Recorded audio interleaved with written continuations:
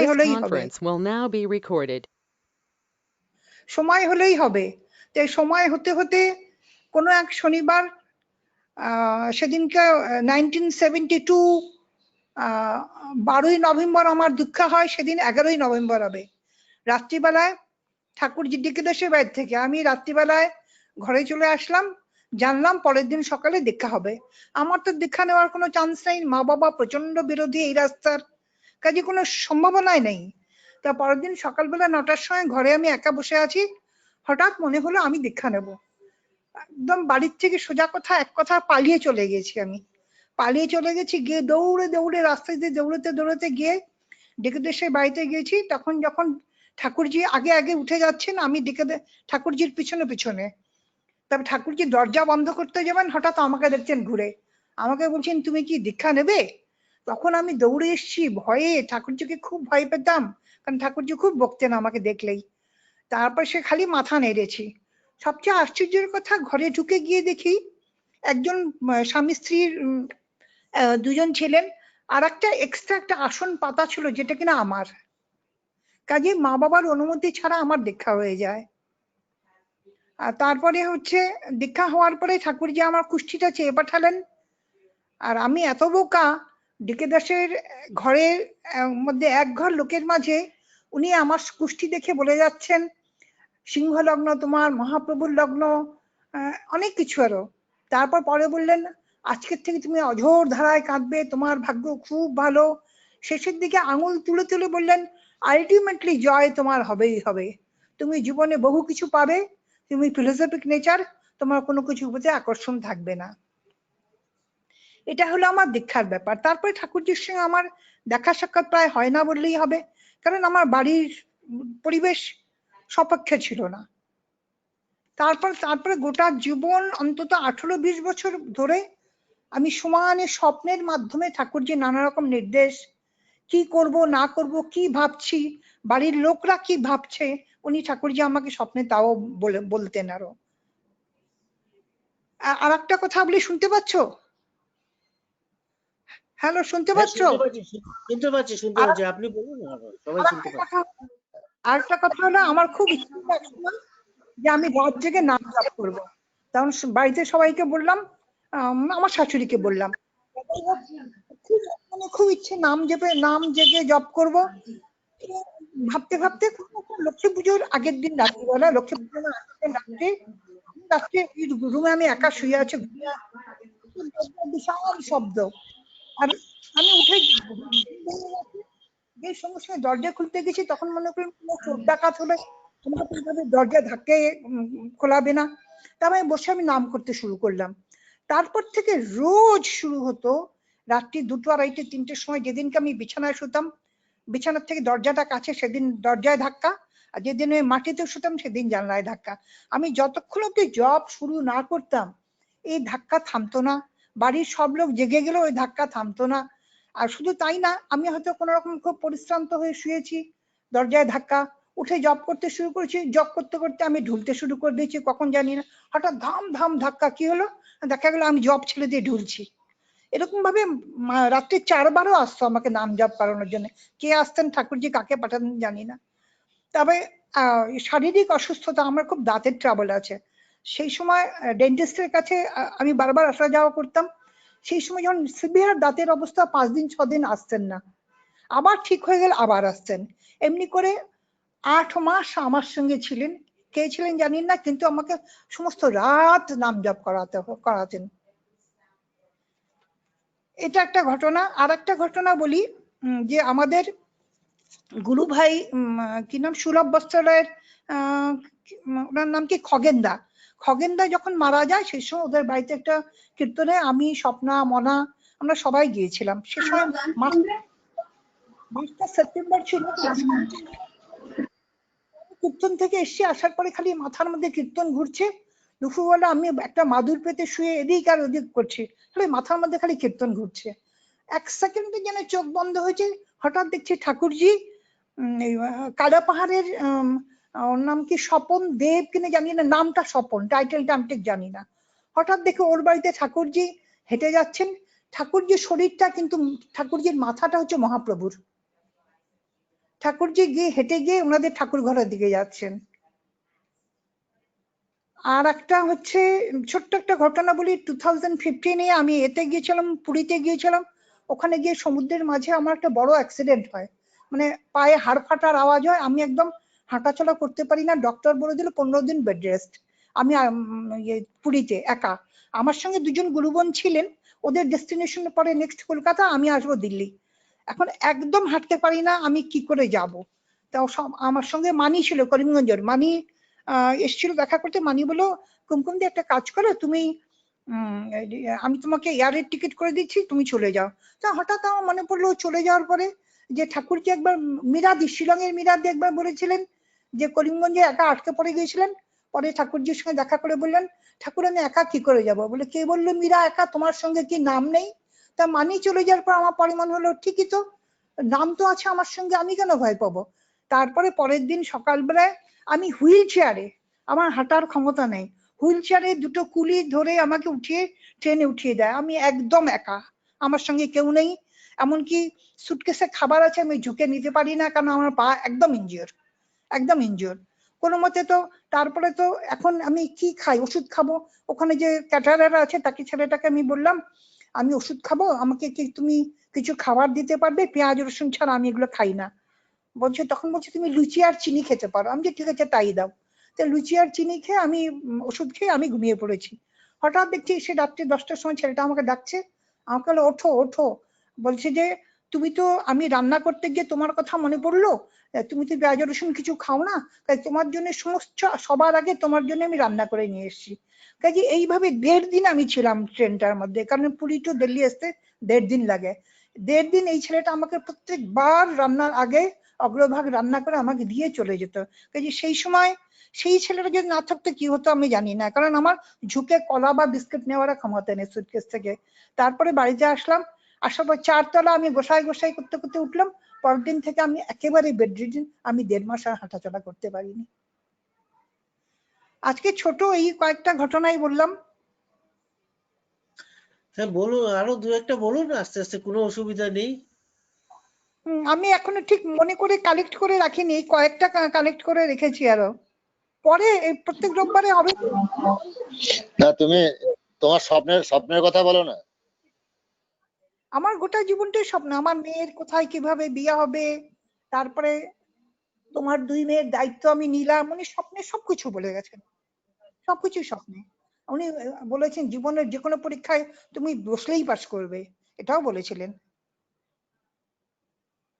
আজকে এই অবধি রাখি, পরের দিন কালেক্ট করে এ করব।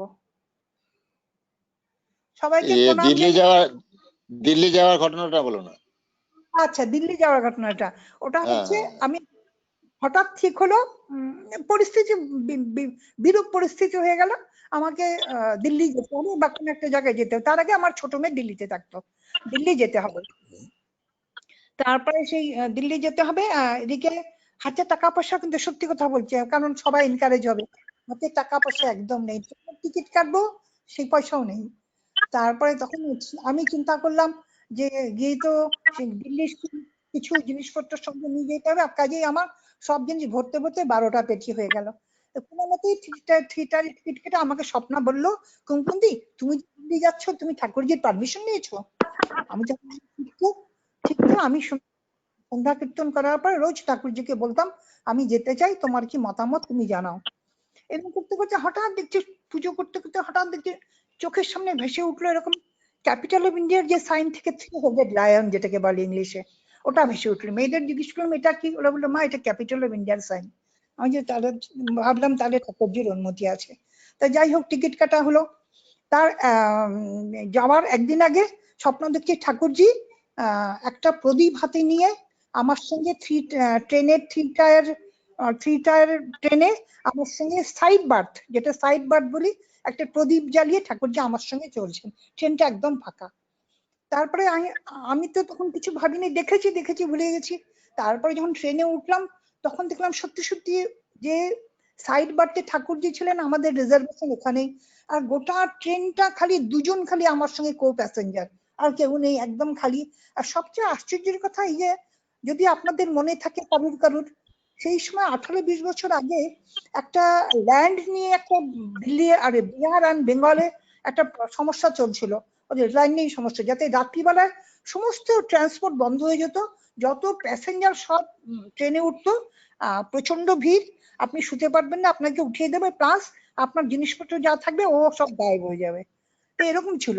তো আমি ট্রেনে উঠেছি, উঠার পর একটা আসাম থেকে একটা আসামের তিনসুকিয়া থেকে একটা পাঞ্জাবি ছেলে আমাকে বলছে, আন্টি এত সামান কার? আমি বলছি আমার। আমাকে বলছে রাত্রে তো সামান চলে যাবে, তুমি জানো না এরকম স্ট্রাইক। তখন ওকে আমি খালি বললাম, জানো এই ব্যাপারে আমি খুব লাকি, ওকে খালি বললাম। তারপর আমি বলে ভুলে গেছি। রাত্রে ভুল ভালো ঘুম হয়েছে, উঠে গেছে। সকালে ছেলেটা ট্রেন থেকে নেমেছে, নেমে পেপার নিয়ে এসছে, আমাকে এসে বলছে কি আন্টি আপনি সচমুচ লাকি। আমি কেন? বলে একদিনের জন্য, কালকে রাত্রের জন্য স্ট্রাইকটা উইথড্র হয়েছিল, এই জন্য আপনি একটাও বাইরের লোককে পাননি, ট্রেন বেরিয়ে গেছে, পরের দিন আবার স্ট্রাইক ইম্পোজ করলো, কাজে একদিনের জন্য যেদিন আমরা বেরিয়ে গেলাম সেই দিন। শুধু তাই না, আমরা যাওয়ার পরের দিনে ঠাকুরজি স্বপ্নে আসলেন দেখা করতে আমাদের সঙ্গে দিল্লি পৌঁছানোর পরে।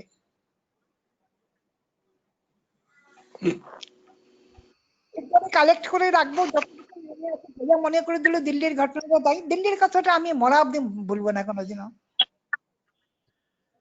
অপূর্ব। হ্যাঁ, দারুণ সব স্বপ্ন আপনি বলছেন, আপনার জীবনে স্বপ্ন নিয়ে। আরো আমি আছে খুব- কুমকুমদি, আরো আছে, সেগুলি কালেক্ট করে রেখে দিও। আচ্ছা আচ্ছা, আমি ঠাকুরজির তো সঙ্গ করতে পারিনি, কাজে সবকিছু মানে এমনকি আমার ব্যবসায় চুরি হচ্ছে উনি তাও বলছেন। আমার অত কিছু ছিল না, আমি ছোট বাড়িতে আছি কিনা, 800 স্কয়ার ফিট একটা বাড়িতে থাকতাম। আমার বড় মেয়ে খুব বলতেন নেই বাড়িটা ছোট, এই সেই অনেক কিছু বলতো, আমি শুনতাম খালি। হঠাৎ একদিন শুয়ে আছি, মানে ঠাকুরজির সঙ্গে, মানে আমি কথা বলছি শুয়ে শুয়ে, ঠাকুরজি বলছেন এই ছোট বাড়িতে তুমি কিছুদিন কষ্ট করতে, তবে তোমার আমি বড় বাড়িতে নিয়ে যাবো। তা বড় বাড়ি, তুমি বিশ্বাস করো না, দিল্লিতে আসার পর এরকম বাড়িও পেয়েছি, ল্যান্ডলর্ড নিজে থাকেনি, আমাকে থাকতে দিয়েছে, সব বিশাল বিশাল বাড়ি, কিন্তু দেখা গেল পকেট কিন্তু বেশিরভাগ সময় কোনো মতে টাইটা একটা থাকতে অব্দি চলে, কিন্তু বিশাল বিশাল নতুন নতুন বড় বড় বাড়ি। কাজে মানে এখনো অব্দি মেয়ের বিভিন্ন অফিসিয়াল ব্যাপারে, এই ব্যাপারে সেই ব্যাপারে বললে আমি চিন্তা করিস না, একজন আছে সে দেখার। কারণ সবসময়, কারণ সে ছাড়া আর কেউ নেই। আমি তো, আমার তো কেউ নেই, আমার কেউ নেই, সে ছাড়া কেউ নেই।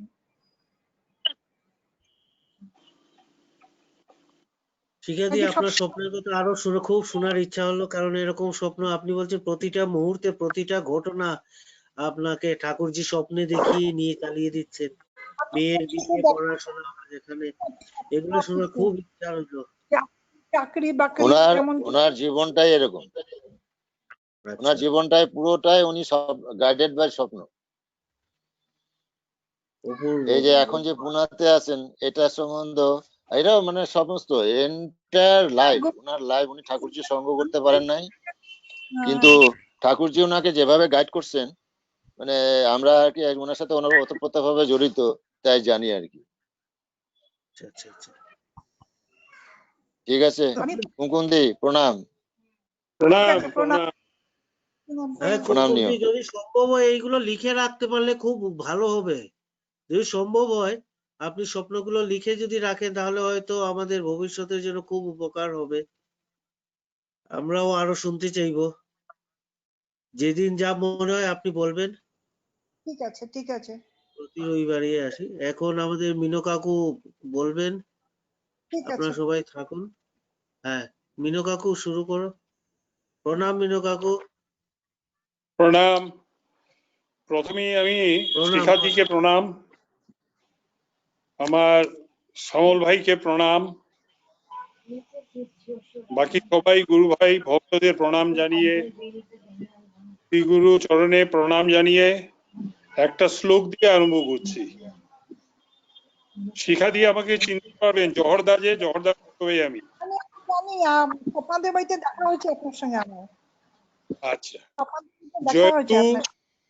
জয়তু পরমানন্দ সচ্চিদানন্দ বিগ্রহ ত্রিভূমি তিলক প্রভু ভক্তজন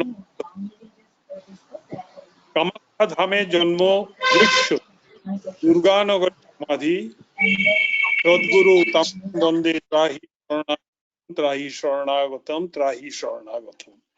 গুরুজির চরণে আমি এই প্রণাম দিয়ে আজকে বক্তব্য শুরু করলাম। তো শিখাদির ঘটনা নিয়ে আমি বলছি। আমরা যখন ঘুমোই, আমাদের ঘুমটাকে 3টা ভাগে ভাগ করা হয়েছে। প্রথম হলো নিদ্রা, এরপর হলো সুপ্ত, এরপরে হলো সুষুপ্তি। 6 ঘন্টা ঘুমালে 5 ঘন্টা নিদ্রায় থাকবো, স্লিপ, ঘুমাচ্ছি। বাকি থাকলো 1 ঘন্টা। 1 ঘন্টার মধ্যে 50 থেকে 55 মিনিট আমি সুপ্ত থাকবো, ডিপ স্লিপ। এরপরে সুষুপ্তি। সুষুপ্তিতে আত্মারা দেহ থেকে চলে যায়। তখনই আমাদের ভালো ভালো স্বপ্ন দেখা শুরু হয়। আমরা ভাবি অনেক সময় দেখলাম, কিন্তু আসলে তা নয়, অল্প সময়ের জন্য স্বপ্ন দেখি। তো শিখাদির পূর্বজন্মের স্বীকৃতিতে সুষুপ্তির স্টেজটা প্রায় এসে যেত, যার জন্য ঠাকুরজি প্রায় দর্শন দিতেন। এটা সবার ভাগ্যে হয় না।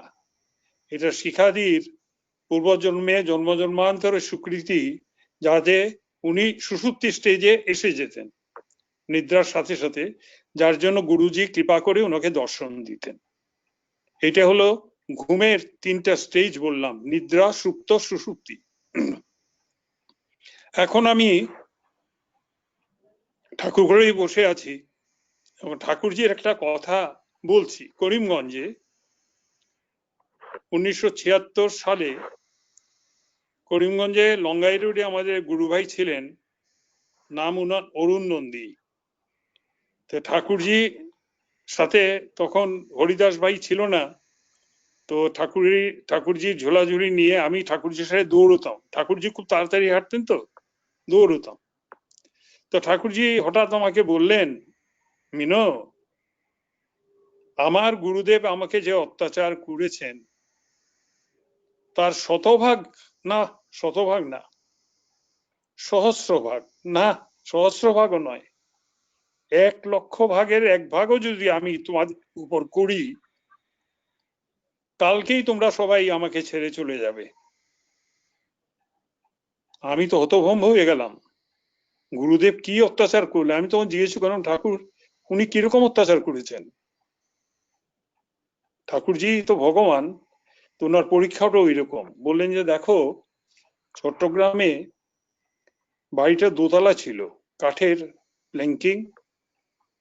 তো উনি খড়ম পড়তেন আর তামাক খেতেন। তো 6 ছিলিম তামাক আমার হুকুম ছিল, ওটা আমি সাজিয়ে রাখবো, রাত্রিতে আমি ঘুমোতে পারবো না, বাহু উপাদানে শুতে হবে। তো উনি খড়ম পড়ে যখন যদি আমাকে পরীক্ষা করতে হতো, তখন উনি খড়ম পড়তেন না, খালি পায়ে নামতেন, যাতে শব্দ না হয়। যদি ঠাকুরজির তন্দ্রার মতো এসেছে, তখন যাচ্ছে তাই গালাগালি, অনেক সময় মারতেনও। এর উপর আশ্রম, যেহেতু আশ্রম, অনেক ভক্ত সমাগম হতো এবং ওখানে অনেক ভক্তরা প্রসাদও পেত। ঠাকুরজির উপর দায়িত্ব ছিল, এই বাসন সব তুমি মাজবে। ঠাকুরজির শরীর তো আমরা সবাই দেখেছি, ক্ষীণ তনু ঠাকুরজির। ঠাকুরজি সমস্ত রাত বসে বসে সেই বড় বড় হাড়ি কড়াই সব মাজতেন। আর উনি টর্চ নিয়ে আসতেন, এসে পুঙ্খানুপুঙ্খ রূপে দেখতেন কোথায় ভাত লেগে আছে নাকি, অন্ধকারের মধ্যে ঠাকুর মেজেছে, কোথাও ডালের কণা লেগে আছে নাকি। যদি লেগে আছে তো ঠাকুরজি শ্রাদ্ধ করে ফেলেছেন। এই করে তুমি গুরু সেবা করতে এসছো, উচ্ছিষ্ট খাওয়ায় সবাইকে, যা নয় তাই গালাগালি। আমি তো শুনলাম, বাবারে বাবা, কাপড় ধোয়া, সমস্ত আশ্রমে যত সন্ন্যাসী ভক্তরা ছিল সবের কাপড় ঠাকুরজি ধুতেন। এরপরে ঠাকুরজি মনে মনে খুব কষ্ট পেলেন যে হায় ভগবান, আমি কি এই কাজের জন্য আমি বাড়ি ছেড়েছি? এই বাসন মাজা, কাপড় ধোয়া, হুকট ছিলিম সাজানো, এর জন্যই কি আমি বাড়ি ছাড়লাম? মনে খুব অনুতাপ এলো।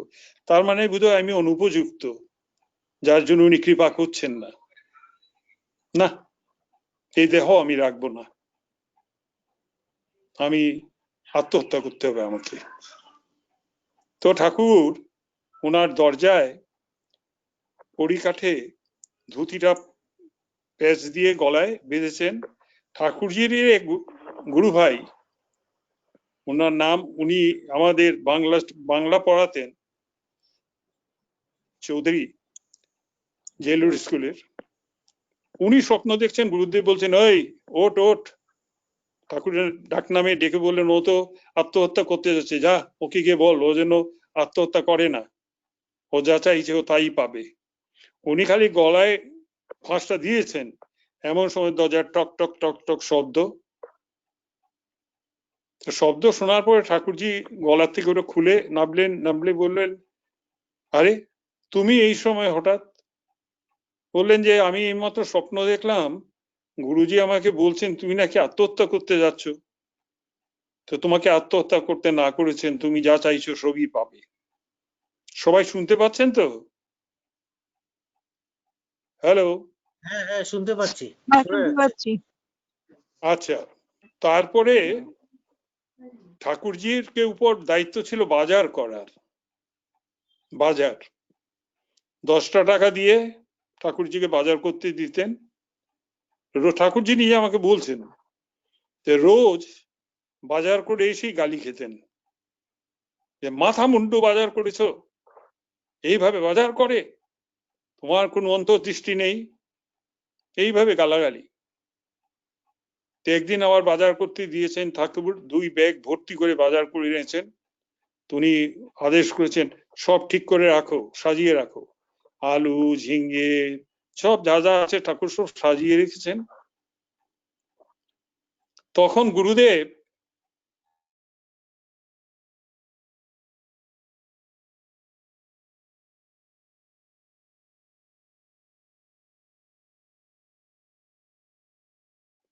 মানে পুঙ্খানুপুঙ্খ সব দেখে দাঁড়িয়ে গেলেন। এদিকে ঠাকুরজি তো ভয় পেয়ে গেছেন যে এখন না কি গালি খাবো। আসার পরেই ঠাকুরজিকে উনি আলিঙ্গন করলেন, আলিঙ্গন করে বললেন তুমি যে বাজার করেছো, আজকে সমগ্র ভারতবর্ষে খুঁজেও দ্বিতীয়টি ব্যক্তি পাবে না যে এত নিখুঁত বাজার করতে পারে। বাজার এত সুন্দর হয়েছে। যাই হোক, পরে ঠাকুরজি আর অনেক কথা বলছেন, সব কথা বলছি না। শেষে একদিন ঠাকুরজি সিনেমার টিকিট, গুরুদেব সিনেমার টিকিট কিনেছেন, 2টো টিকিট। গিয়ে ঠাকুরজিকে দেখেছেন, এই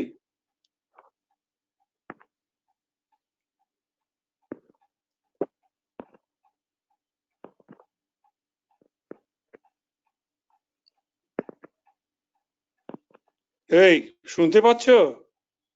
হ্যাঁ। বললেন তুমি এই টিকিট নিয়ে আজকে সন্ধ্যার সময় তোমার গুরুমাকে নিয়ে তুমি সিনেমা দেখতে যাবে।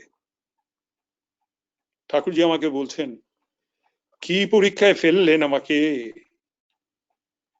আমি তো সমস্ত দিন কাঁদতে কাঁদতে কাঁদতে কাঁদতে আমার অবস্থা শেষ। 1 নম্বর তো গুরুমা, আর 2 নম্বর সিনেমায় যেতে হবে সন্ধ্যার সময়, নারী দেহ স্পর্শ হয়ে যাবে আমার। ঠাকুরজি মানে চিন্তায় একদম অকুল সাগরে পড়েছেন যে কি করব কি না, কি করব কি না।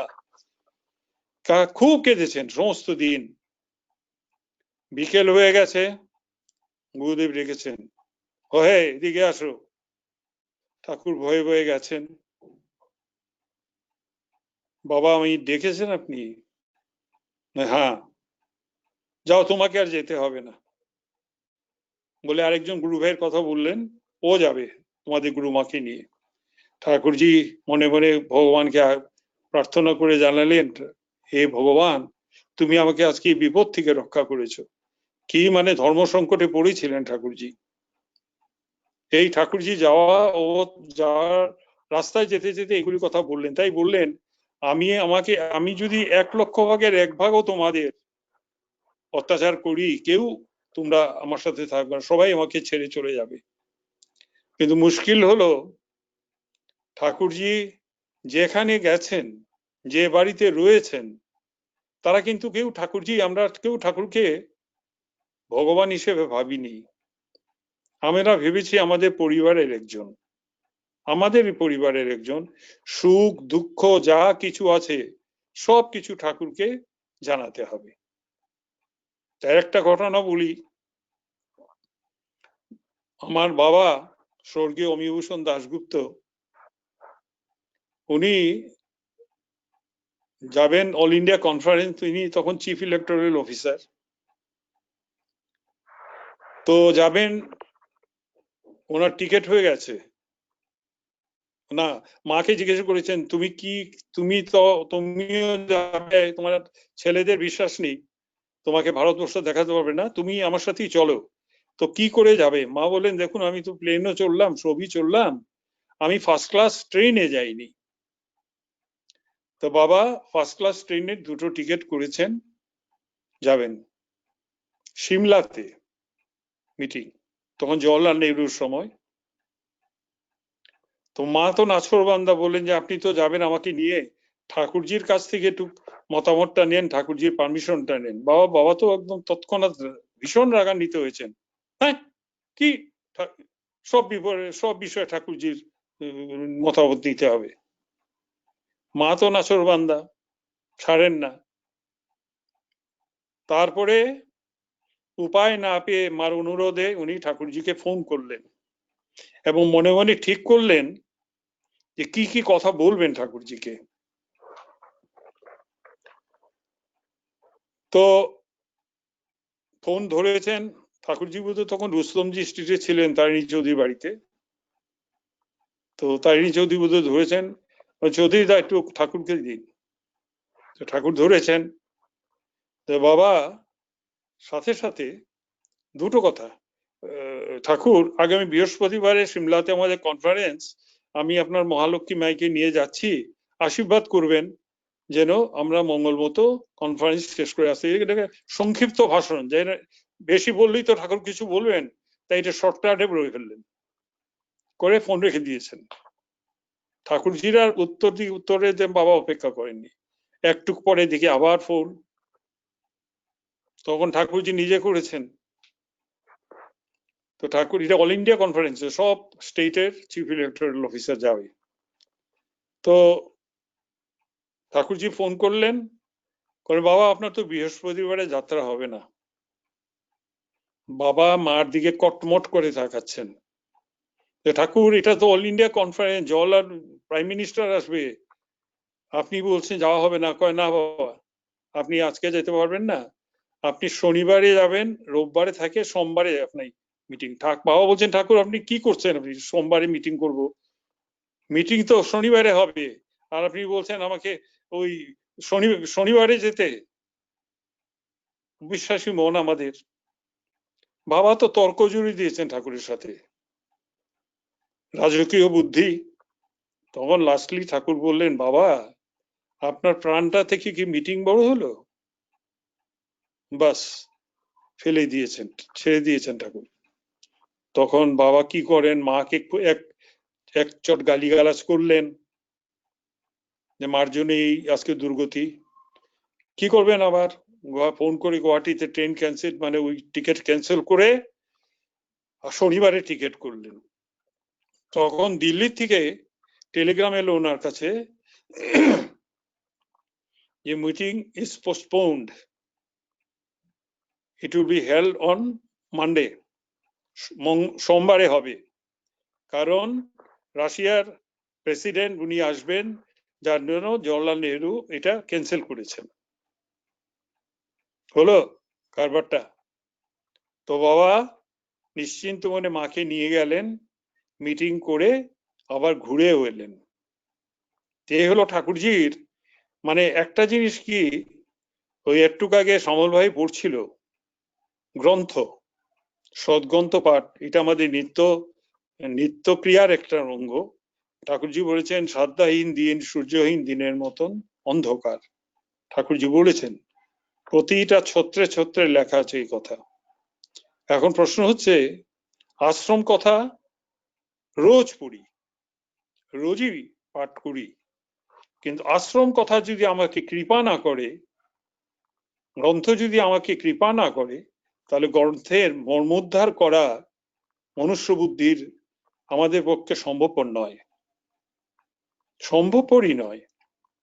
কেন, আমি একটা উদাহরণ দিচ্ছি। আমাদের সাধন বলেছেন দেবদুর্লভ সাধন, ব্রহ্মবিবর্ত পুরাণে আছে 84 লক্ষ যোনি ভ্রমণের পর জীব লাভ করে দুর্লভ মনুষ্য জন্ম। প্রথম 7 জন্ম করে ভূত প্রেত অপদেবতার উপাসনা, 3 জন্ম গণেশ উপাসনা, 3 জন্ম সূর্য উপাসনা, 100 জন্ম শক্তি উপাসনা, তারপর 3 জন্ম শিব উপাসনা করার পর এই সাধন পাওয়ার যোগ্যতা অর্জন করে। আমি তো মাথা খারাপ হয়ে গেল, বুঝলাম সব, কিন্তু 100 জন্ম শক্তির উপাসনা, আমি তো মা দুর্গা, কালী, দশভুজা সব দেখে আমি 30 থেকে 35 বেশি যেতেই পারছি না। শক্তি পূজা 30 থেকে, বিপদনাশিনী, মনসা পূজা সব গুনতি করে দেখেছি 30 থেকে 35 বেশি হয়ই না। তো 100 জন্ম শক্তি উপাসনা ঠাকুর বললেন কেন? কথাটা তো মিথ্যে নয়। বেশ কতদিন এটা নিয়ে খুব চিন্তা করলাম। আশ্রম কথাকে বারবার প্রণাম করে বলি যে আপনি আশ্রম কথাকে প্রণাম মানে ঠাকুরজিকে প্রণাম, এটা উনারাই লিখেছে।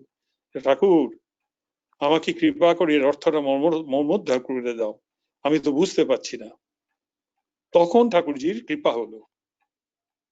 অনেক দিন পর কৃপাটা কি হলো? 2টো লাইন।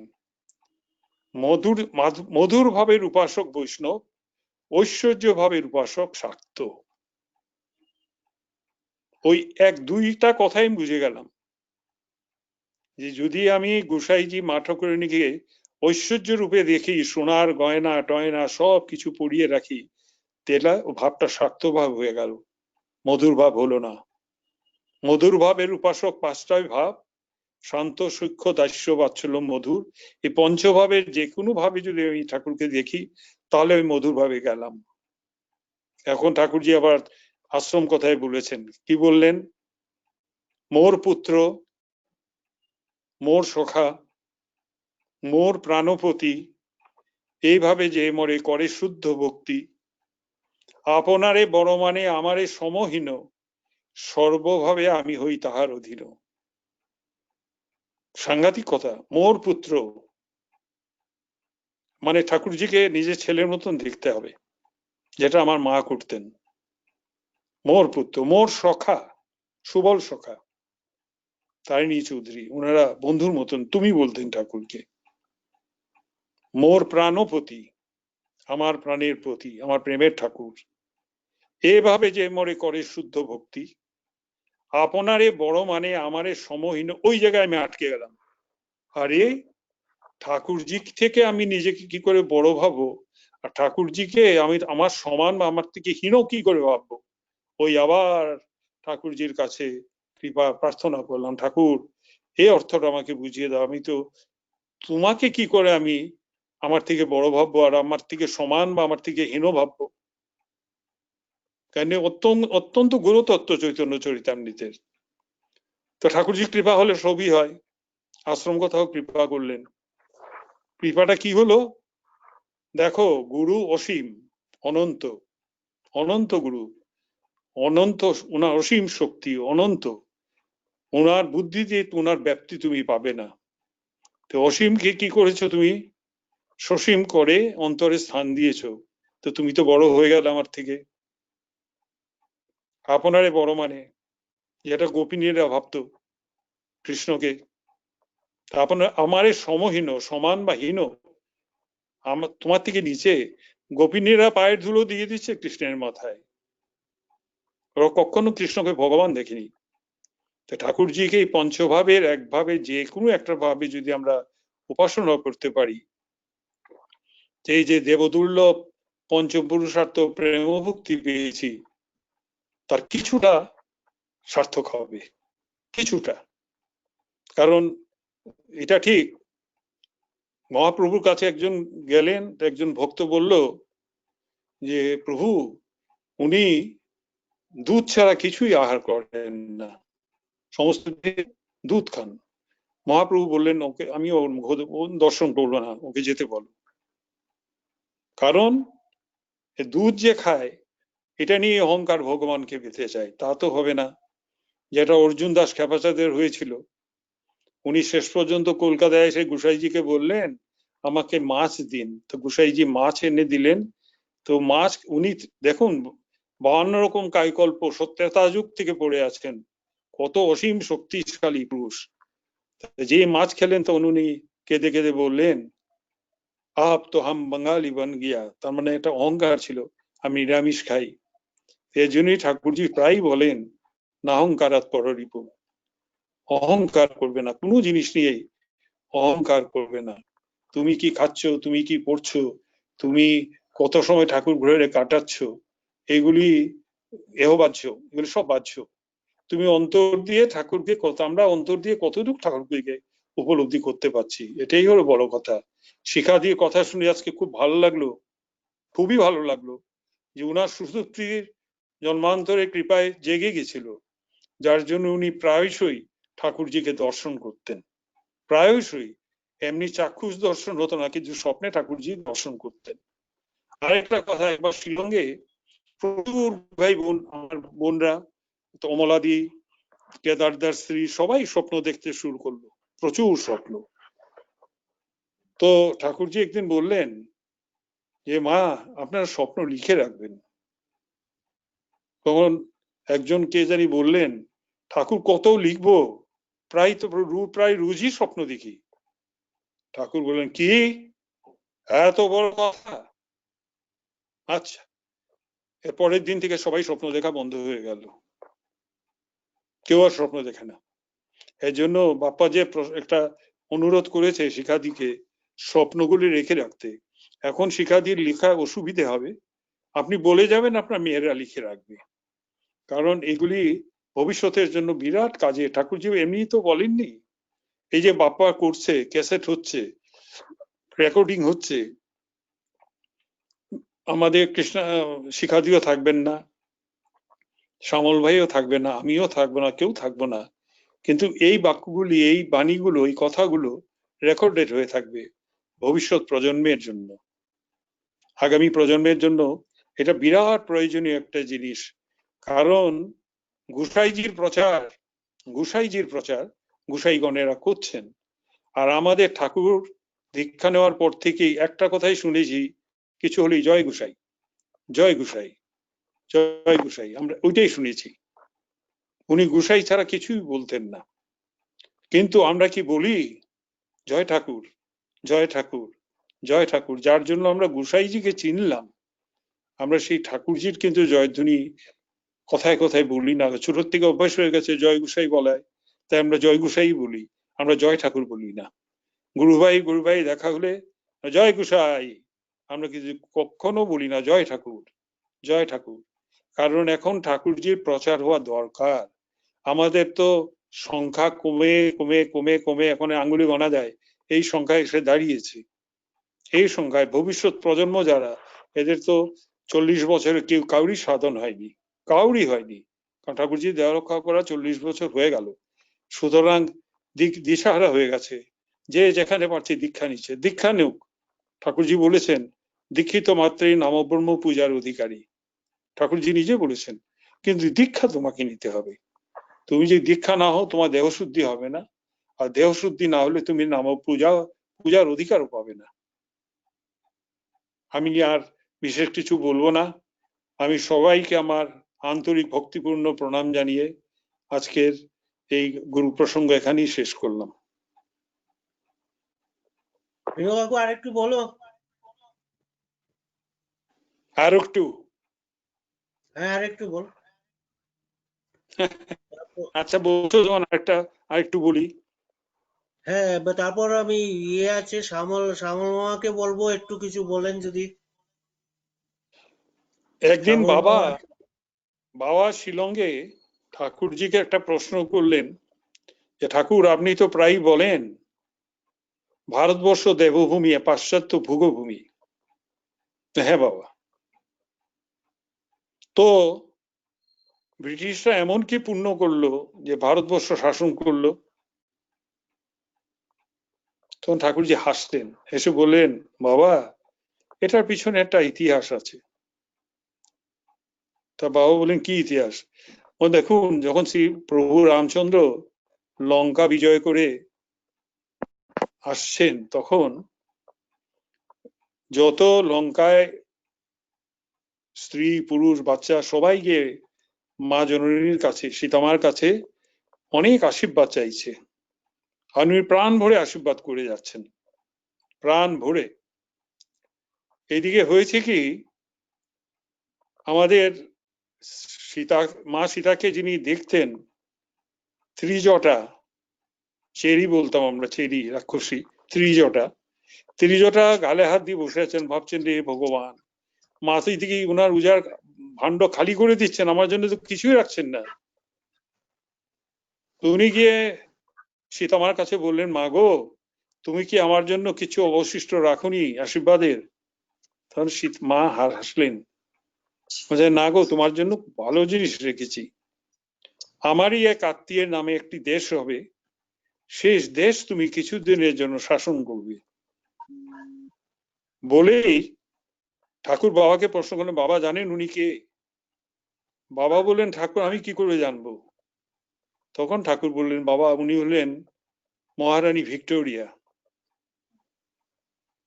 মহারানী ভিক্টোরিয়া ভারতবর্ষের ব্রিটিশের সময় উনি মহারানী ভিক্টোরিয়াই এই দেশ শাসন করেছিলেন।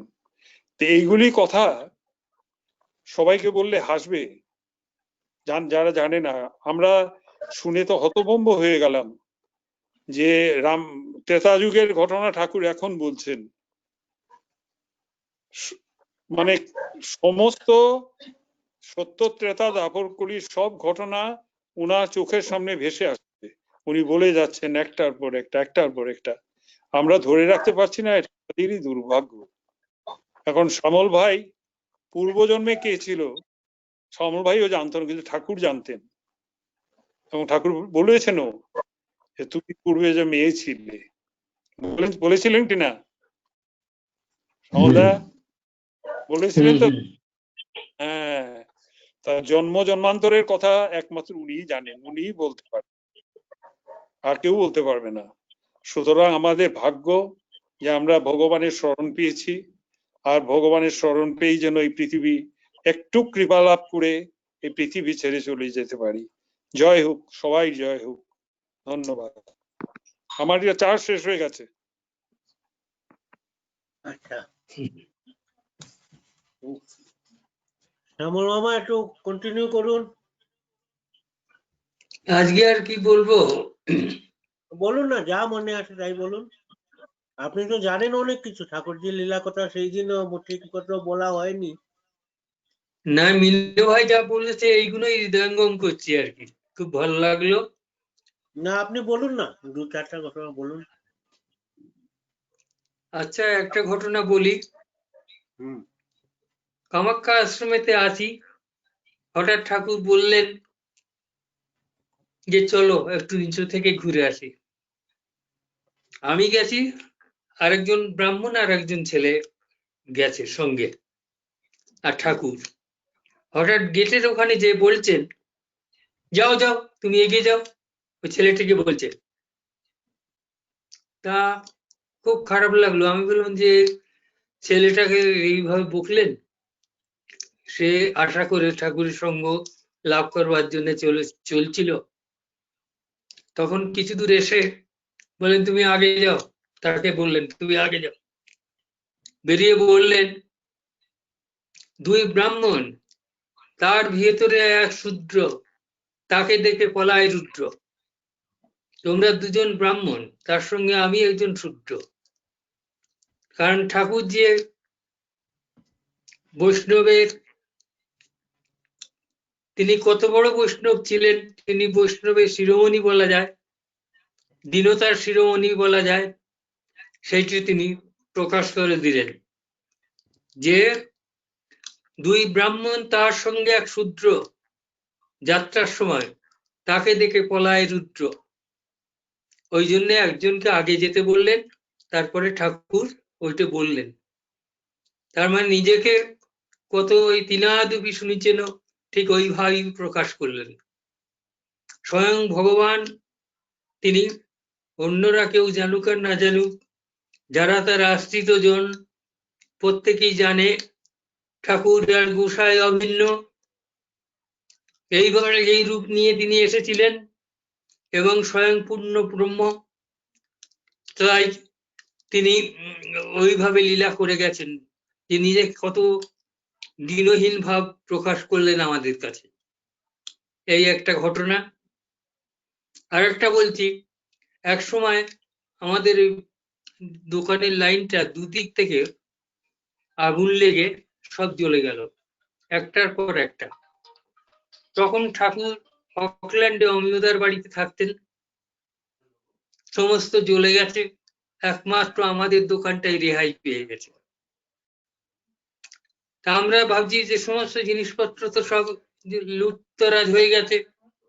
সেই সময় আমার ছেলে ভজুর জন্ম হয়েছে। ভজু আতুর ঘরে আছে, নিঃস্ব হয়ে গেছে, দোকানপাট কিচ্ছু নাই, খালি হয়ে গেছে সব। কিন্তু আশ্চর্যের বিষয় যে দোকানটা রক্ষা পেয়ে গেছে, কিন্তু দুদিকে সব জ্বলে গেছে। দুদিকে বিরাট ভয়ঙ্কর অগ্নিকাণ্ড হয়েছিল, এটা শিলংয়ের প্রত্যেকেই জানে। এই সময় ঠাকুর এসছেন, আমি তো প্রায় একদিকে সংসার, তারপরে কিচ্ছু জীবিকার কোনো ব্যবস্থা নাই। ঠাকুর দর্শনে গেছি, প্রণাম করতে বললেন তোমার খুব ক্ষয়ক্ষতি হয়ে গেছে না, দোকানটা আছে তো? তাই বললাম হ্যাঁ ঠাকুর, দোকানটা আছে কিন্তু জিনিসপত্র কিচ্ছু নাই। কে রক্ষা করলো? এতগুলো সব জ্বলে গেল, আগে পিছে সমস্ত দোকান জ্বলে গেল, তোমার দোকানটা রয়ে গেল। যাই হোক, গোসাই রক্ষা করলেন, না হলে ওই জায়গাতে জায়গা পাওয়াও তো খুব কঠিন হতো। তা যাই হোক, তোমার ইন্স্যুরেন্স আছে নাকি? তাই বললাম ঠাকুর সামান্য কিছু আছে, বলে চুপ করে গেলেন। দিয়ে বললেন আগুন কে নেভালো? এখন ঠাকুর আপনিই নিভিয়েছেন, সব জ্বলে গেছে। কিন্তু আশ্চর্যের ব্যাপার, আমার পাশের, আমাদের বিল্ডিংটার পাশে কাঠের সমস্ত বাড়ি ছিল তখন, সেটাও জ্বলে গেছে। নিউ হোটেল জ্বলে গেছে, লাগবে আমাদের বিল্ডিং এতে বেড়াতে লেগে গেছে আগুন, 2 মিনিটের ভেতর সব শেষ হয়ে যাবে। কিন্তু আশ্চর্যের ব্যাপার, হঠাৎ এরকম সময় হঠাৎ কোনো ব্যাপার নেই, সকলে হাওয়া উতাস করছে বলে এটাও তোর যাবে এক্ষুনি, হাওয়া উতাস করছে। এরকম সময় দেখা গেল এয়ারফোর্স থেকে, আপার শিলং থেকে এয়ারফোর্সের গাড়ি এসে তারা আঁকশি দিয়ে দুটো বিল্ডিং এর ভেতর দিয়ে ডিসকানেক্ট করে দিল, আর বাতাসটা ঘুরে গেল, ঘুরে যে দোকানটা রক্ষা পেল। তা ঠাকুর বললেন কে রক্ষা করলো? আমি বললাম আপনিই করেছেন ঠাকুর। যাই হোক, জায়গাটুকু তো আছে, এইটাই তো চলে গেলে তো মুশকিল হতো। কে রক্ষা করলেন? আপনি। না না, আমি কোথা থেকে করব? আমার না ঠাকুর, আপনিই রক্ষা করেছেন। তখন ঠাকুর বললেন আমি নয়, স্বয়ং গোস্বামী প্রভু এসে পিঠ দিয়ে ওখানে দাঁড়িয়েছিলেন তোমাকে বাঁচাবার জন্য। তো এই ঘটনা শুনলাম ঠাকুরের কাছ থেকে, স্বয়ং গোস্বামী প্রভু এসে পিঠ দিয়ে আগুনের ওখানে দাঁড়িয়ে বিল্ডিংটাকে রক্ষা করলেন। এইভাবে আমাদের দোকানটা রক্ষা পেল এবং পরে ইন্স্যুরেন্সের কিছু অর্থ পেলাম, দিয়ে আবার দোকানকে সাজিয়ে টাজিয়ে আবার ব্যবসা আরম্ভ করলাম। এই গেল 2 নম্বর ঘটনা। ঠাকুরের অনন্ত লীলা বলে শেষ করা যাবে না, এবং তিনি কৃপা করে বহু সঙ্গ দিয়েছেন। সেই সঙ্গ লাভ করে সেই গুণে স্মৃতিচারণ করে আজও চলেছি। জীবনের শেষ দিন পর্যন্ত যেন অকৃতজ্ঞ না হই। আপনাদের কাছে, সকলের কাছে আমার এই বিনীত প্রার্থনা, আপনারা আমাকে সেইভাবে আশীর্বাদ করবেন যাতে গুরুমুখী হয়ে জীবনের বাদ বাকি দিনগুলি কাটিয়ে দিতে পারি। তিনি আমাদের কয়েক জন্মের ঘটনা কথা বলে গেছেন, সেগুলো যদিও আমাদের ব্যক্তিগত, এগুলো প্রকাশ করতে রাজি নয়, তিনি ভূত ভবিষ্যৎ সব বলে দিয়ে গেছেন। সুতরাং ওই তাই অপেক্ষায় আছি কবে সেই দিন আসবে, তার শ্রীমুখের বাণী প্রতিফলিত হবে। এর মধ্যে কতকগুলো হয়েছে, যা যা বলে গেছেন, অনেক বলেছেন, যা যা বলেছেন তার ভেতর কতকগুলো জীবনে প্রতিফলিত হয়েছে। এখানে আর একটা ঘটনা বলছি, ঠাকুরের নাম করলে কি না হয়। আমরা যেখানে ঠাকুরের নাম করতাম, মানে বসে ঠাকুরের আসন ছিল জিএস রোডের বাড়িতে, হঠাৎ দেখা গেল যে সিলিং এর উপরে পদচিহ্ন, যেখানে আমরা কীর্তন করতাম, ঠাকুরের আসন ছিল, পূজা পার্বণ হতো, সেখানে দেখা গেল পদচিহ্ন, মানে সিলিং এর উপরে পদচিহ্ন, একটা দুটো নয়, অসংখ্য, মানে একটা মানুষ যেন চলাফেরা করেছেন এরকম। এই সংবাদ ঠাকুরের কাছে গেল। ঠাকুর তখন বললেন, এটা কি করে হলো ওখানে? ঠাকুর, তো আমি জানি না, এটা তো আপনার পদচিহ্ন দেখছি। তখন বললেন, কাউকে বলো না, এরকম হয়। এই পদচিহ্ন দেখবার জন্য সমস্ত গুরু ভাইরা এবং বিভিন্ন জায়গার যারা এসেছেন, তারা এসে এগুলো প্রত্যক্ষ করে গেছেন, প্রত্যক্ষ করে পদচিহ্ন দর্শন করে গেছেন, যে ঠাকুরকে যে বলেছেন আবার আশ্রমে, যে ঠাকুর এরকম দেখলাম। তা ভগবানের নাম করলে ভগবানের এরকম পদচিহ্ন, মধুস্করণ, অন্নগ্রহণ, এগুলো সব দেখা যায়। তা তাঁর কৃপাতে এগুলো প্রতিটা জিনিসই আমার ভাগ্যে বহুবার দেখেছি, দেখছি, দেখব, এই আশায় আছি। আপনাদের সকলের শ্রীচরণে আমার শতকোটি প্রণাম।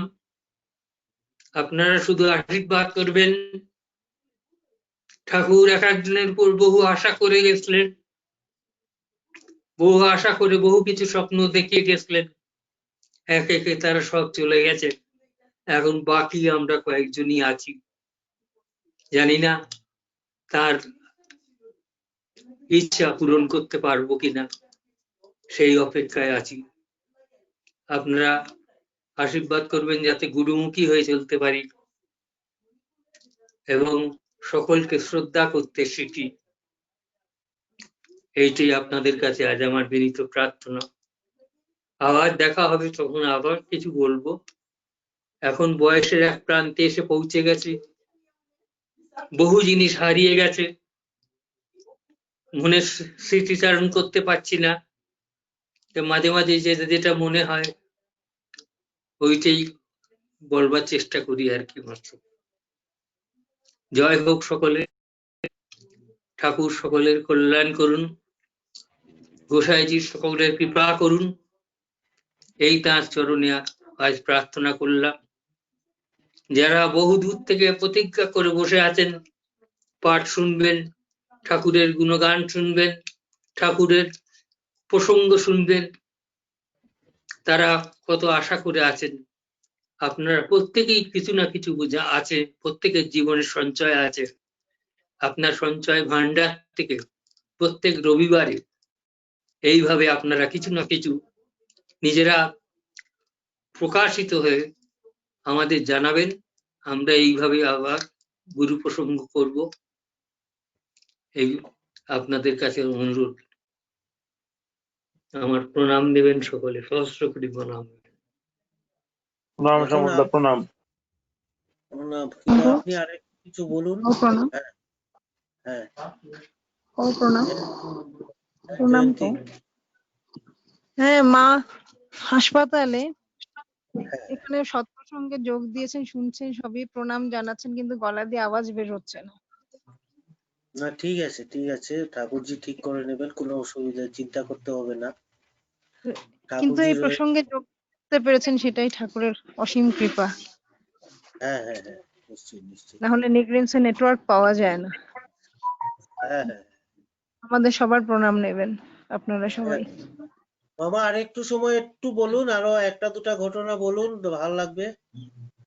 বেশিক্ষণ তো হয়নি, না, আমরা অন্য কাউকে দিয়ে বলাও না, আরো তো অন্য কে? আছে, না আপনি বীরুভাই বলুন। টিরুভাই আছে, তারা কিছু না বলুক। আজকে এখানে দেখতে পাচ্ছি না, তো আপনি আর আর কে দুজন। আছে দেখো না, অন্য কেউ কিছু বলুক। হ্যাঁ, মিঠুদা আছেন, মুক্তাদি আছেন।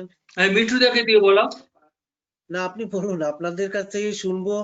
আমরা তো আরো বলবো, আমাদের কিছুটা সময় আছে। আপনারা এই শুক্লা পিসি হসপিটালে পড়ে রয়েছেন, কথা বলতে হ্যাঁ পারছেন না, হ্যাঁ, তাই যতদিন পারি আপনাদের থেকে শুনি। সবারই তো বয়স হচ্ছে।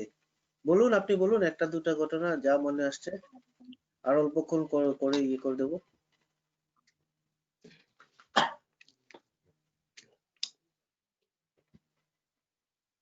বলুন, আপনি আমি বলুন কিছু। প্রণাম জানিয়ে সকলের কাছ থেকে বিদায় নিয়ে নিয়েছি। না না, আবার আরে আপনি সুতরাং কোথায়, আপনি বিদায় নিলে তো একদিন হবে ওই, না। আচ্ছা একটু বলছি, একদিন দিকেদার হাতের বাড়িতে গেছি, ঠাকুর বললেন চলো একটু বেরিয়ে আসি। ঠাকুরের বিকালের দিকে ভ্রমণ করার একটা থাকতো সন্ধ্যের সময়, তা গেছি। ঠাকুর কিছু দূর যাওয়ার পরে সাইনবোর্ড গুলো দেখছেন, সব ইংরেজিতে লেখা, বাংলাতে লেখা, ইংরেজিতে লেখা, এগুলো দেখে দেখে হঠাৎ ঠাকুর দাঁড়িয়ে করে বললেন, এগুলো কিসের লেখা? অসমীয়াতে লেখা। তো ঠাকুর তখন বললেন, আগামীতে সংস্কৃত হচ্ছে প্রধান ল্যাঙ্গুয়েজ হবে, এই কথা ঠাকুর বললেন। তার কিছুদিন পরে দেখা গেল যে সংস্কৃততে আপনার নিউজ, খবরাখবর বলা হচ্ছে কিছুদিন পরে। তা ঠাকুর বলে গেছেন যে সংস্কৃত হচ্ছে ফার্স্ট ল্যাঙ্গুয়েজ হবে। তারপরে এইভাবে ঠাকুর বলেছেন। সুতরাং আগামীতে হয়তো সংস্কৃতই হবে ফার্স্ট ল্যাঙ্গুয়েজ, ঠাকুরের কথা, ঠাকুরের শ্রীমুখের বাণী। আবার দেখেছি ঠাকুরকে একদিন হঠাৎ গোবিন্দ কুঞ্জেতে গুরু আছে যে দোল পূর্ণিমা উৎসব চলছে, তা ঠাকুর হঠাৎ, আমরা পরিবেশন করছি, হঠাৎ জিনিসের অনটন হয়ে গেছে, স্টোরেতে আর নাই। ঠাকুর প্রতিটি লোকের শিশু ভক্তদের কাছে যে এই করছেন, দেখভাল করছেন। দেখে পরিবেশনে আমরা আছি, তা ঠাকুর বলছেন এই আরো দাও। আমি বলছি ঠাকুর আর তো নাই। আমি বলছি তুমি দাও, ওদিকে তাকিও না, ওদিকে তাকিও না, দিয়ে যাও। আশ্চর্য ব্যাপার, প্রায় 50 জনের লাইন, ঠাকুরের কথা ঠাকুর ধমক দিচ্ছেন দেওয়ার জন্য, অথচ বালতিতে কিচ্ছু নাই, অল্প একটুখানি আছে।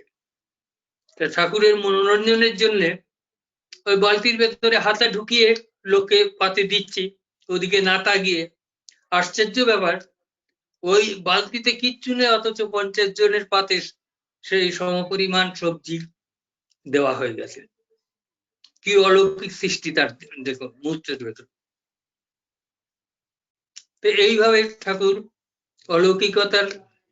আর একবার দেখলাম ওই গোবিন্দ কুঞ্জেতে, আমি আর চরিত্রদা বলে অনেক গুরু ভাই, আমরা দেরিতে গেছি, ঠাকুর সেখানে উপস্থিত, কীর্তন হচ্ছে, কীর্তন হবে, ঠাকুর উপদেশ দিচ্ছেন, আর শুধু গোসাইয়ের দোহাই দিয়ে দিয়ে কথা বলছেন।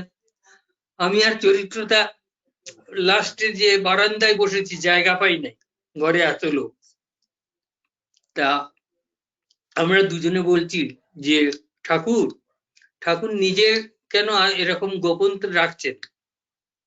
উনি নিজেই তো সেই, কেন তিনি এরকম গোপন হয়ে আছেন? বলছেন গোসাইয়ের দোহাই দিচ্ছেন, আমরা চুপু চুপু বলছি, উনি তো সেই। এরকম সব ঠাকুর বললেন শরদিন্দু বাবু চলুন একটু বেরিয়ে আসি, এরা তোমরা কীর্তন আরম্ভ করে দিন, গোসাই কীর্তন আরম্ভ করুন, আমি বেরিয়ে আসছি একটু। যাবার সময় আমাদের দুজনকে বারান্দায় পেয়ে বলছেন, আমার নামে এরা মিথ্যা অপচয় করা ঠিক নয়, তোমরা এসব কি করছো, অপচয় করছো, অপপ্রচার করছো, অপপ্রচার করবে না এরকম। তারপরে বললেন, তোমরা এই গোবিন্দকে চিনলে না, জানলে না। মানে তিনি যে গোবিন্দ সেটা লাস্টে বলে গেলেন, এই গোবিন্দকে চিনলে না, জানলে না। এইভাবে ঠাকুর তার নিজেকে আত্মগোপন করেছিলেন এবং তিনি সেই এটা আজ সকলের সামনে বলতে আর দ্বিধা নাই। ঠাকুরই গোসাই ঠাকুর এইবার এসে এইভাবেই তিনি লীলা করে গেলেন। আর কি বলবো, আমার প্রণাম।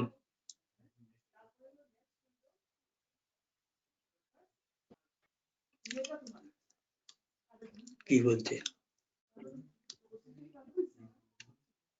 শেষ হয়ে গেল, আছেন লাইনে? বলবে এবার মা একটা ঘটনা মনে পড়লো আপনাদের কথা শুনে, মা একটু একটা ঘটনা বলবেন। হ্যাঁ হ্যাঁ বলুন, প্রত্যেকে কিছু কিছু বললেই তো কিছুক্ষণ প্রসঙ্গ করা যায়। আমি আর কি বলবো, আমার বাসও নেই, জ্ঞানও নেই, তবে আপনাদের প্রণাম জানাই। তবে আমার একটা, আপনাদের কথা শুনে আমার একটা ঘটনা মনে হলো। এই ঘটনা হলো, আমি তো একটা ঘটনায় পরেই অফিসে ঢুকেছিলাম, কিন্তু প্রত্যেকটা পরীক্ষায় ঠাকুরের কৃপায় পাস করে গেছি। আমার রিটায়ারমেন্টের 2-3-4 বছর আগে আমাদের একটা বেরোলো, ইনসেন্টিভ, যারা বয়স্ক তাদের একটা পরীক্ষা দিতে হবে, ইনসেন্টিভ পরীক্ষা। তো সবাই তো পরীক্ষা দিচ্ছে, আমি আর দিচ্ছি না, কারণ আমার সেরকম বিদ্যাও নাই, কি করে আমি দেবো, শুধু চিন্তা করছি।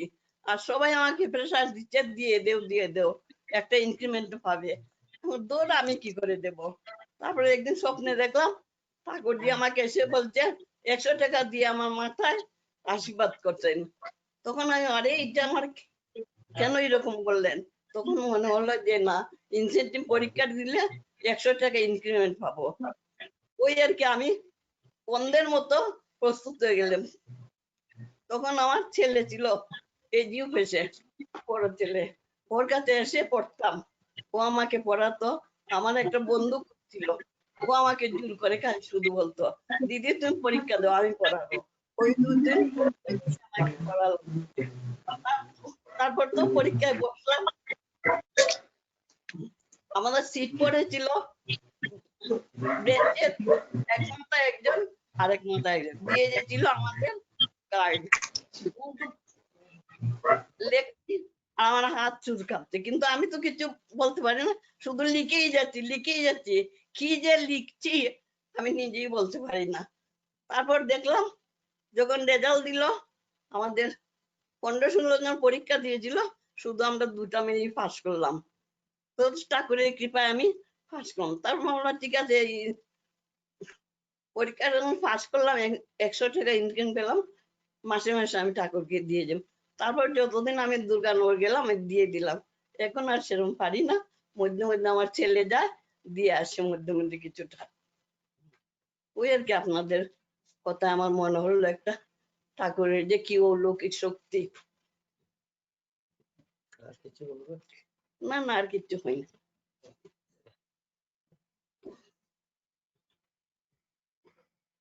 আর কেউ কিছু বলবেন তাহলে? এখানে মিঠুদা কোনো মন্তব্য, পার্থদা, শিখাদি কিছু বলবেন? না ঠিক আছে, পরে করবো না, আজকে তাহলে স্টপ করে দিয়ে। হ্যাঁ হ্যাঁ হ্যাঁ, আচ্ছা ঠিক আছে, তাহলে সবাইকে প্রণাম জানিয়ে আজকে এখানেই শেষ করছি। আগামী রোববার জানি না হবে কিনা, কারণ ওই কালী পূজা, দেওয়ালি, সবার দীপান্বিতা রয়েছে, সবার বাড়িতেই হবে, দেখা যাক যদি সম্ভব হয়। হ্যাঁ শিখাদি, কিছু বলবেন শিখাদি? আজকে বলুন। আর নাই, সব স্বপ্নগুলো কালেক্ট করতে লাগবে। ওই যে পরীক্ষার কথা বললেন না, যে ইনসেনটিভের পরীক্ষা, তা হঠাৎ হ্যাঁ উনি যখন বলছেন আমার মনে পড়লো আমি দিল্লিতে আসার পরে আমার খুব শখ হলো আমি সংস্কৃতে এমএ দেবো। সংস্কৃতে এমএ দেবো। তখন তো আর্থিক সুবিধাও ছিল না এত কিছু, ভাড়া বাড়িতে থাকা, দিল্লির মতন শহর। তা আমি বই খাতাপত্র কিনেও ফেললাম, একজন টিচারের সঙ্গে কথাও বলে ফেললাম। শুনতে পাচ্ছ? হ্যাঁ হ্যালো, শুনতে পাচ্ছি বলুন। হ্যাঁ হ্যাঁ শোনা যাচ্ছে। হ্যাঁ একজন শোনা টিচারের যাচ্ছে।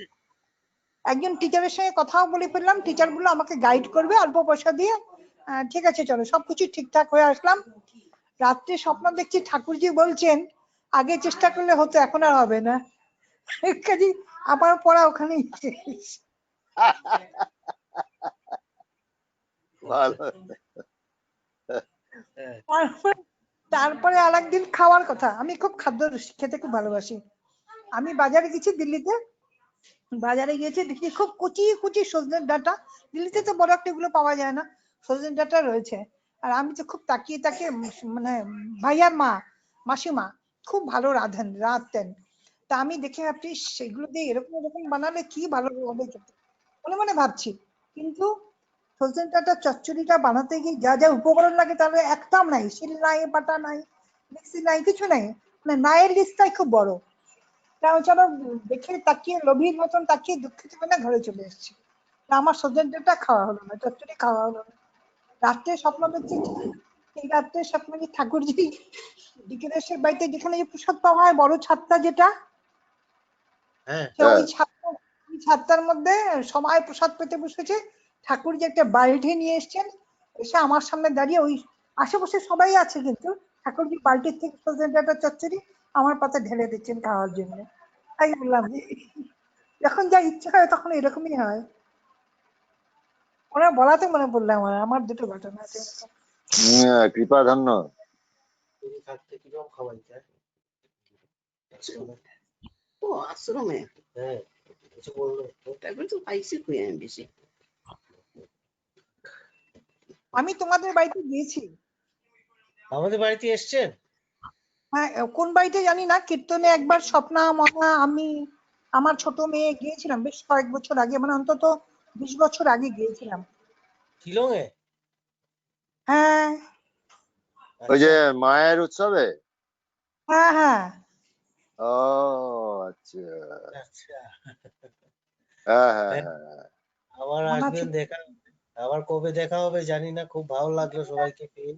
ঠাকুরজি জানেন, ঠাকুরজি জানেন, কারণ সবকিছু তো তার ইচ্ছা। ইয়ে হ্যাঁ হ্যাঁ শুধু মানে আহ, এটাও দেখা যায় কিন্তু এই রাস্তায় চললে আশেপাশের যেসব যেমন সারদা মাটা আছে এদেরও স্বপ্ন মাঝে মধ্যে এরাও কিন্তু কৃপা করেন, স্বপ্নে এরাও কৃপা করেন। এটা হ্যাঁ আমি হ্যাঁ তো অনেক ভাবিনি, কিন্তু আমি দেখছি হয়। হুম হুম হুম, হ্যাঁ আজকে তাহলে তাদের হ্যাঁ প্রণাম। হ্যাঁ তাহলে আজকে সবাইকে প্রণাম জানিয়ে আজকে এখানে শেষ করছি। আবার জয় গুরু। আমরা বাপ্পাদা, আগামী রোববার সন্ধ্যের আগে অন্য কোনো সময় কি প্রসঙ্গ করা যায় না? হ্যাঁ আগামী রোববার সন্ধ্যাবেলায় বাজি পোড়ার আওয়াজে অসুবিধা হতে পারে, কিন্তু তার আগে কোনো সময় কি প্রসঙ্গ না করা যায় না, সময়টা পাল্টে বাড়িতে নিলে? না সেটা আছে, কিন্তু সবার বাড়িতে এই বাতি দেওয়ার, দিবানিকার বাতি দেওয়ার একটা ব্যাপার আছে। কেউ বা মায়ের ওইখানে যাবে প্রণাম। বিকেল বেলায় বা দুপুর বেলায় যদি হয়। চেষ্টা করবো, কিন্তু সবার বাড়িতে তো কাজকর্ম থাকে, বাতি দেওয়ার একটা আছে না, 14 বাতি আছে, কি কি আছে, অনেক অনুষ্ঠান। না, আমার 14 তো কোনো বাতি নেই, হ্যাঁ শনিবারে শ্যামা পুজো, দীপান্বিতা শনিবারে। দীপাবলির দিনে তো আমাদের অত কিছু থাকে না, বাতি দেখা দাও তো যাক, সন্ধ্যের সময়। চিন্তা করে দেখা যাবে, কোনো অসুবিধা কিছু নেই, আমার তো কোনো আপত্তি কিছু নেই। আমি তো শুধু ওই লাইনটাই লাগিয়ে দেবো, আর তো বলবে তো সবাই, তোমরাই সবাই বলবে, তোমরাই সবাই করবে, আমার তো করার কিছু নেই। মুক্তাদিকে কিন্তু, মুক্তাদি একদম সাইলেন্ট, মুক্তাদি থেকে কিন্তু অনেক কিছু জানার আছে। মুক্তাদি এখানে আছে প্রতিদিনই সাইলেন্ট, না চেহারা দেখা যায় না কোনো আওয়াজ শোনা যায়। ঠিক আছে, তাহলে রাখছি, সবাই প্রণাম নেবেন। ওকে, প্রণাম। হ্যাঁ, প্রণাম। জয় ঠাকুর, জয় ঠাকুর। জয় ঠাকুর। জয় গুরু।